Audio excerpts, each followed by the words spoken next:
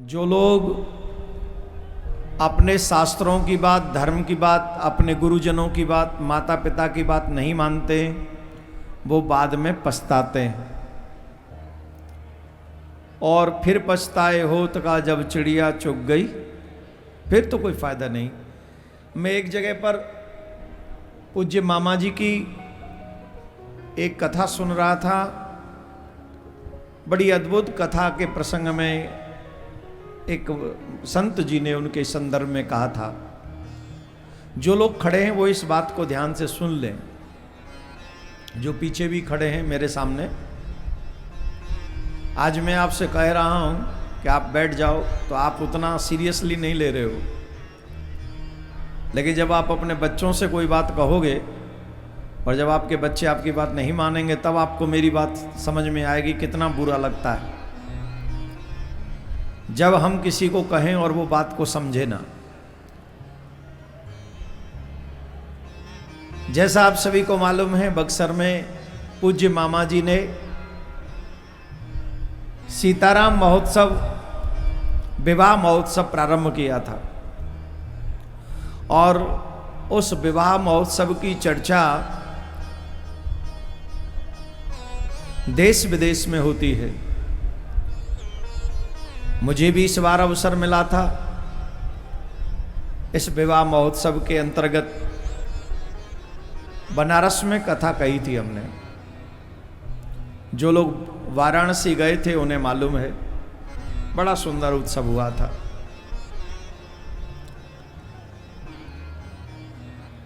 कई बार होता है कि हम एक कार्य करते करते करते करते बहुत दिनों तक करते करते ऊब जाते हैं, अनबने मन से फिर वो कार्य करते हैं। जबकि कोई भी कार्य की सफलता, सिद्धि पूर्ण मन से करने में ही होती है। हम कोई भी कार्य करें पर पूर्ण मन से करना चाहिए, आधे अधूरे मन से नहीं करना चाहिए। आधे अधूरे मन से आप कुछ करेंगे तो उसमें आपको सफलता नहीं मिलेगी। और आजकल युवाओं में भी यही प्रॉब्लम है कि काम तो वो सब कर देना चाहते हैं पर पूरे मन से नहीं, आधे अधूरे, कुछ ये कर दिया, कुछ ये कर दिया, कुछ ये कर दिया। तो ना ही तो गंगा स्नान हुआ, ना जमुना स्नान हुआ, ना इधर ही पहुंचे ना इधर ही पहुंचे। वो है ना एक शेर किसी ने कहा है, खुदाई मिला ना विशाले शनम, इधर के रहे ना उधर के हम, दोनों जगह कुछ मिला ही नहीं। क्यों? दोनों में से कोई काम ईमानदारी से किया ही नहीं था। न तो सनम से मोहब्बत ढंग से की और न खुदा से ही प्यार ढंग से किया। ऐसा उनका मानना है जिन्होंने शेर लिखा है, मेरा मानना नहीं है। Because I don't believe in खुदा, माई 100% believe in my God, my lovely Krishna. हम तो अपने भगवान से, प्रिया कांजू से 1000% प्यार करते हैं, उन पर ही सच्चा विश्वास रखते हैं। हमें नहीं पता कि खुदा है भी कि नहीं, क्योंकि उनकी हमें कोई नॉलेज है भी नहीं, और भगवान कृपा करे हमें नॉलेज हो भी ना।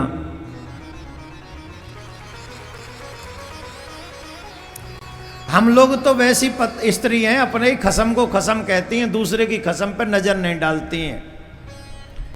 जो स्त्री अपने ही पति को पति कहती है, हम तो उन्हीं में से हैं। हम तो अपने ही स्वामी को स्वामी कहते हैं, दूसरे के खसम से हमें कोई लेना देना नहीं, चाहे वो हैंडसम हो चाहे लंगड़ा, हमें उससे कोई लेना देना नहीं।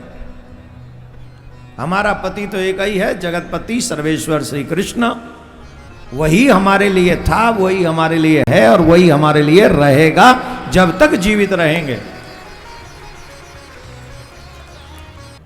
तो पूज्य मामा जी ने बहुत सुंदर उत्सव प्रारंभ कराया, सीताराम विवाह महोत्सव। और उस समय कुछ कार्यकर्ताओं में थोड़ा सा, जैसे समझो काम तो करते थे पर वो रुचि नहीं थी। कई बार थक गए समझो, या कुछ और ऐसी भावना मन में आ जाती थी। पूज्य मामा जी ने एक बार उन सबको बुला के कहा, भगवान के कार्य में कभी भी आलस्य नहीं बरतना चाहिए। जो मानव भगवान के कार्य में भी आलस्य करता है,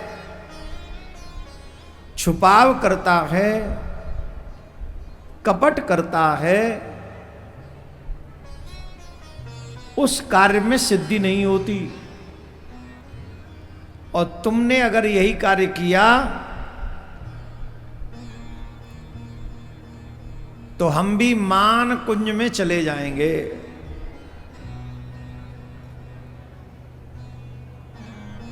ध्यान से सुनिएगा, ये मामा जी की बात बता रहे हैं हम आपको, और बड़े प्रसिद्ध संत के मुख से सुनी हुई बात बता रहे हैं, ऐसे ही नहीं बोल रहे हैं।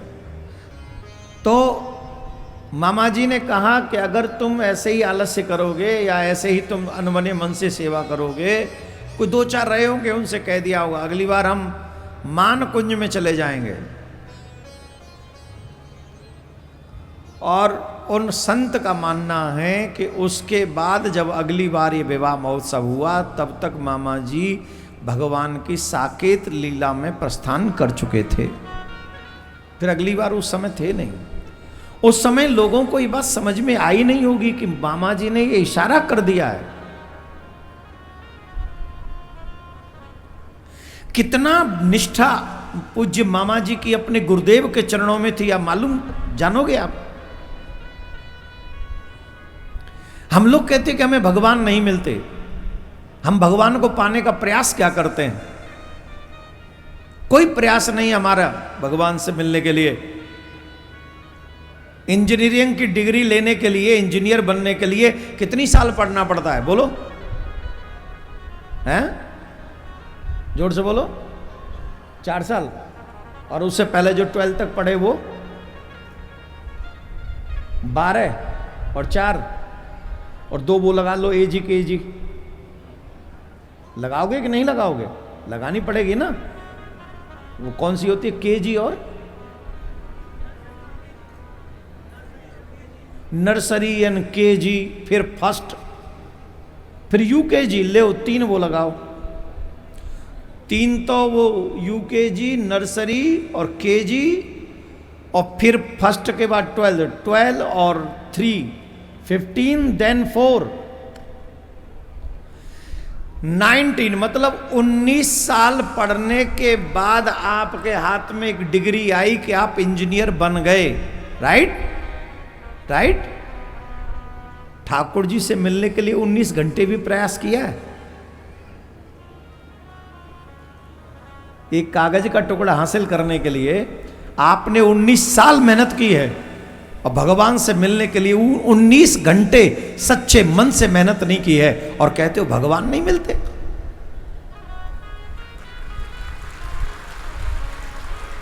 कभी कभी अकेले दर्पण में खड़े होके देखो तो सही, क्या हम भगवान से मिलने के लायक हैं भी? हम अपने गुरुजनों के कहने से 3 घंटे एक आसन पर नहीं बैठ सकते, और हमें भगवान मिलना है। How is it possible?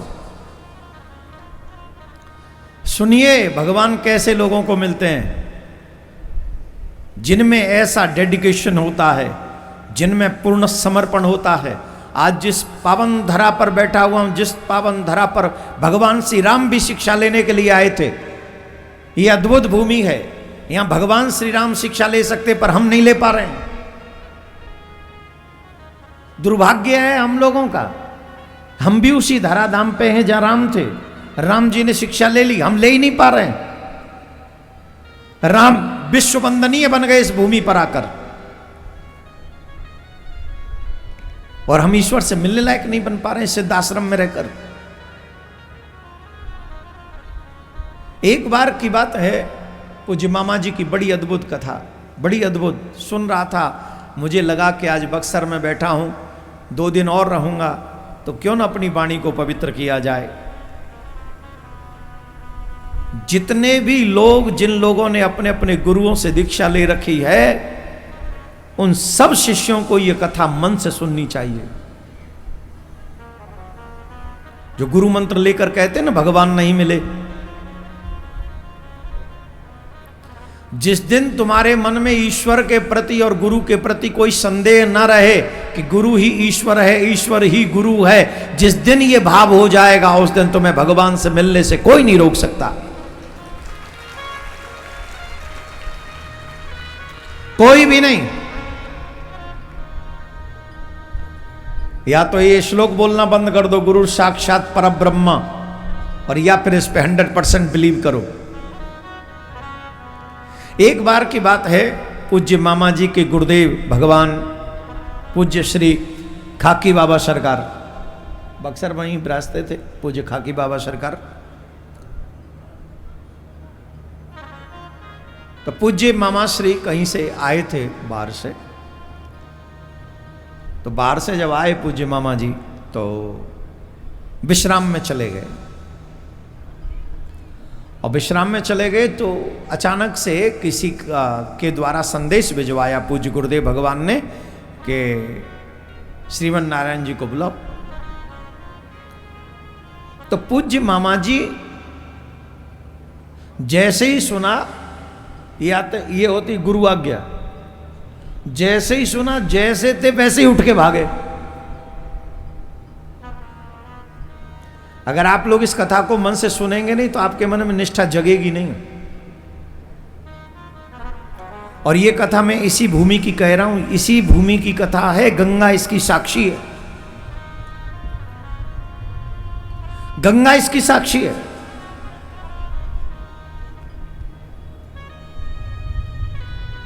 पूज्य खाकी बाबा का संदेश मीन्स अपने गुरुदेव भगवान का जब संदेश सुना कि गुरुदेव भगवान बुला रहे हैं, तो जिस स्थिति में थे उसी स्थिति में दौड़े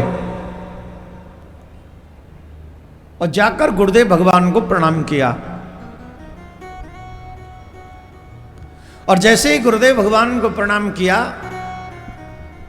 तो गुरुदेव भगवान ने देखा कि पूज्य मामा जी के माथे पे तिलक नहीं है।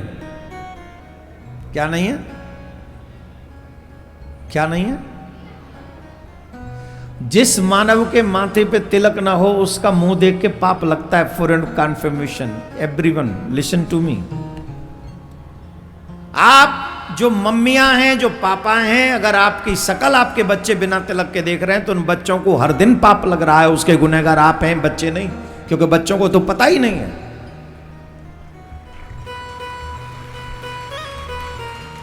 और आपको देख देख कर आपके बच्चे भी वैसे बन गए कि तिलक नहीं लगाना है। बिना तिलक के मनुष्य उतना ही अपवित्र होता है जितना सबको छू लेने के बाद होता है अपवित्र। किसी सबको छू ले, मुर्दे को छू ले तो एक पवित्रता का उसका विधान है, सवस्त्र स्नान करो तब तुम पवित्र होगे। तो जिस व्यक्ति को बिना तिलक के देख लिया हो, शास्त्रों में प्रायश्चित है कि सूर्य भगवान का दर्शन करो फिर दूसरे दिन, तब वो पाप कटेगा। और यहां पर तो कथा में कितने लोग, जबकि मैं कितनी बार बोला हूं तिलक लगाओ तिलक लगाओ। अरे वहां जब मंदिर बना हुआ वहां ही गोसाई जी बैठाल दिए हमने तो कि सबको तिलक लगा के अंदर बैठा लो। हम तो अपने पाप से बचना चाहते हैं ना, हमें बिना तिलक वालों का मुंह ना देख जाए। पर हम तो शुभ दर्शन करते ही फिर सूर्य भगवान का, हमें तो पता है कितने लोगों को रोक लेंगे हम। जिन्हें अपनी संस्कृति से हृदय से प्यार ना हो वो किंतु परंतु तो करेंगे ही। अरे उन लोगों को टोपी पहनने में कभी संकोच नहीं होता, उन्हें ऊंचा पजामा पहनने में कभी संकोच नहीं होता, तो मैं तिलक लगाने में संकोच होता है। यही तुम्हारे पतन का मार्ग है। ऊपर से कहते गर्व से कहो हम हिंदू हैं, हम हिंदू कुछ बचा है हिंदुओं के लिए? सिर्फ दिखाने के लिए हिंदू मत बनो, हिंदू बनने के लिए भी हिंदू बनो। जिस दिन बनने के लिए हिंदू बन जाओगे उस दिन दावे से कहता हूं किसी के बाप में हिम्मत नहीं जो तुम्हारी तरफ उंगली भी उठा जाए, इतना सामर्थ्यवान है हिंदू। लेकिन जब तक मालपुआ खाने के लिए सिर्फ हिंदू का नाम यूज करेगा तब तक ये तरसता रहेगा। किसने रोका है तुम्हें तिलक लगाने के लिए? बोलो। बंगाल में, अभी बंगाल में भगवा झंडा उतरवा दिया एक गाड़ी से। अड़प भीड़ इकट्ठी हो गई 400-500 लोगों की, बोलो हटाओ भगवा झंडा। अभी तुम्हारे देश में झंडे उतरवाए जा रहे हैं और फिलिस्तीन के झंडे फहराए जा रहे हैं। आज की ये दशा है, आज की 2025। कल्पना करो 2035 कैसा होगा, फिर कल्पना करो 2045 कैसा होगा, और फिर उससे भी बुरी कल्पना करना 2055 कैसा होगा। तब यहां बैठ के हम कथा कह भी पाएंगे? हम नहीं तो हमारी आने वाली पीढ़ी कह पाएगी, तुम सुन भी पाओगे? और उसका बजे होंगे हम और आप, क्योंकि आज डरते हैं हम तिलक लगाने से, आज डरते हैं हम कलावा बांधने से, आज डरते हैं हम शिखा रखने से। आज अगर हम शिखा रख ले, तिलक लगा ले और तुलसी पहनकर कलावा बांधकर गर्व से कहे कि हम हिंदू हैं, फिर देखो किसकी सामर्थ्य है कि वो हमें 55 छोड़ो 2021 में भी, 22 में भी, 2000 में नहीं, 2121 में भी किसी की औकात नहीं होगा हमको डिस्टर्ब करने का। लेकिन इसके लिए प्लानिंग आज करनी पड़ेगी हमको। तिलक लगाना कितनी बड़ी बात है, पूज्य मामा जी से सीखो। ये कथा हम इसलिए सुना रहे हैं आपको तिलक का महात्म समझ में आ सके। आजकल लोग पता नहीं कहां फंस गया। पूज्य मामा जी ऐसे ही चले गए थे, तिलक नहीं था माथे पे, और तिलक नहीं था तो गुरुजी क्रोधित हो गए। ये क्या किया, तुम्हारे माथे पे तिलक क्यों नहीं है? बोल, दोनों हाथ जोड़ लिए, गुरुदेव बस आपका आदेश हुआ, मैं दौड़ा चलाया, तिलक लगाने नहीं पाया, दौड़ा चलाया आपका। अरे तिलक नहीं लगा सकते? खाकी बाबा सरकार हैं, तिलक नहीं लगा सकते? बाबा बहुत क्रोधित हो गए। तो मामा जी हाथ जोड़कर कहने लगे, गुरुदेव भगवान अपराध हो गया, क्षमा कर दीजिए, कोई प्रायश्चित बता दीजिए। जो प्रायश्चित आप मुझे बताएंगे मैं वही प्रायश्चित करूंगा, जिससे आपका क्रोध शांत हो जाए। तो बाबा ने कहा एक ही प्रायश्चित है। बोले क्या? बोले गंगा में कूद जाओ, जाओ गंगा में कूद जाओ। बक्सर वाले तो जानते गंगा में कितना जल है।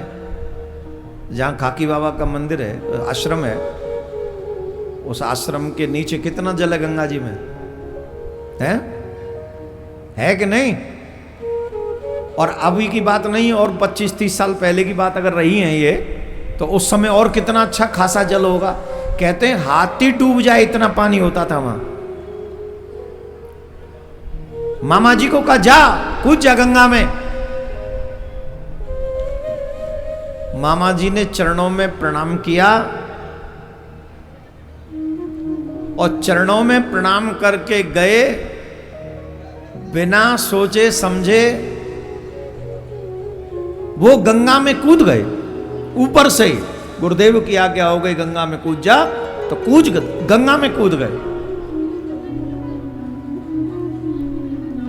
और आश्चर्य देखिए, जब गंगा में कूदे तो गंगा में डूबे नहीं, गंगा में इतना जल हो गया जितना घोंटू जितना बराबर जल था, घोंटू के बराबर पानी हो गया गंगा में।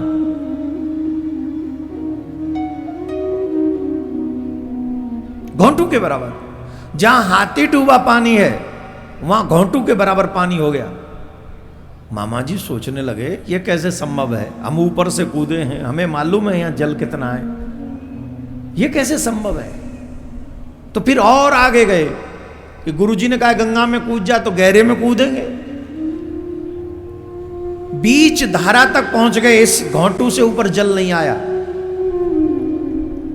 और तब एक आवाज आई, आ गए भैया, श्री जानकी जी की आवाज आ गई, तुम्हारी परीक्षा सफल हो गई, तुम परीक्षा में पास हो गए।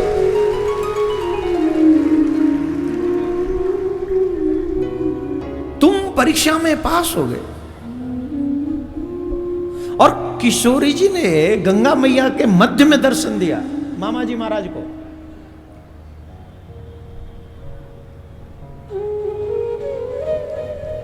और तब जानकी मैया ने कहा अब चले जाओ, गुरुजी कुछ नहीं कहेंगे, कुछ भी नहीं कहेंगे।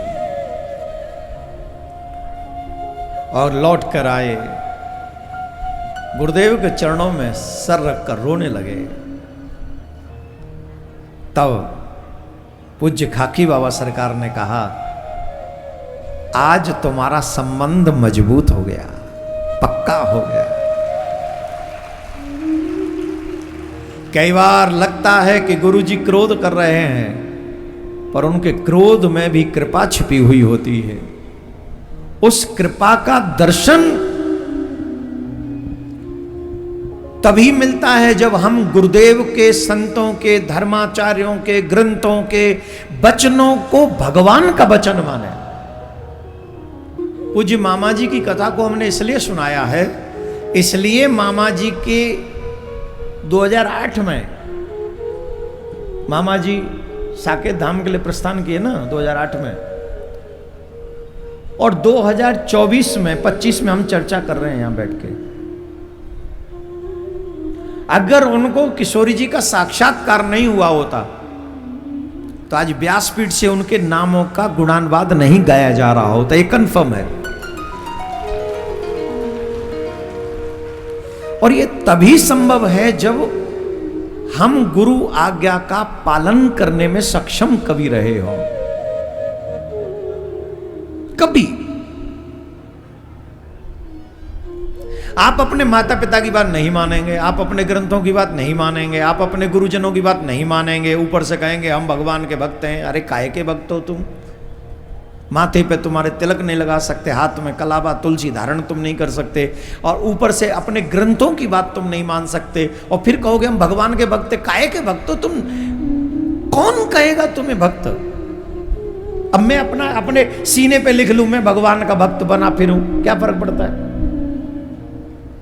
नहीं, भक्त व्यवहार से बनना पड़ेगा, भक्त अपने कर्म से बनना पड़ेगा, भक्त अपने स्वभाव से बनना पड़ेगा। आज एक बच्चा मेरे पास में आया था, वो रो रहा था।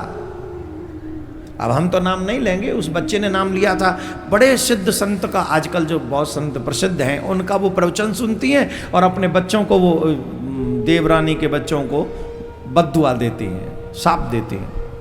अब ये संत के सत्संग का प्रभाव है क्या? तुम सत्संग सुनो और शाप देने का काम करो, ये कौन सा सत्संग सुनते हो भाई? जहां छोटे छोटे बच्चे तुमसे प्यार न कर सके, ऐसा कौन सा सत्संग है? जहां तुम दूसरों में ममता न बांट सको, प्रेम न बांट सको, व्यवहार में चेंजेस न कर सको, वो कौन सा सत्संग है? एक बात याद रखना, सत्संग में जाने वाला व्यक्ति अगर व्यवहार में बदलाव नहीं लाएगा ना, तो उसके कारण वो सत्संग भी बदनाम हो जाता है। सत्संगी तो है ही बदनाम, सत्संग भी बदनाम होता है। ऊपर से कहते तेरे गुरु ने यही सिखाया है, यही कहते हैं ना। तो बेचारे गुरु तो सबके लिए अच्छा ही बोल रहे थे, फिर गुरु क्यों बदनाम हो गए? तुम्हारे व्यवहार के कारण, तुम्हारी वाणी के कारण। तुम अगर मधुर मिठास ले आओ, अपने व्यवहार में अच्छाई ले आओ, और ऐसा ले आओ जैसा सत्संग चाहता है, जीवन बदल जाएगा। और भगवान ने तो कहा भी यही है। कौन कौन चाहता है भगवान से मिलना? मामा जी की तरह किशोर जी से मिलना कौन कौन चाहता है?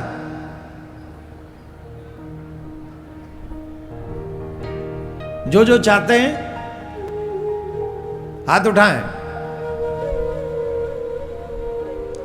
नीचे करो हाथ।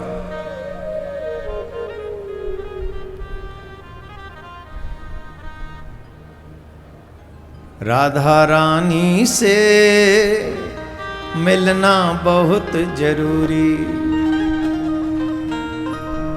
मिलना बहुत जरूरी भक्तों,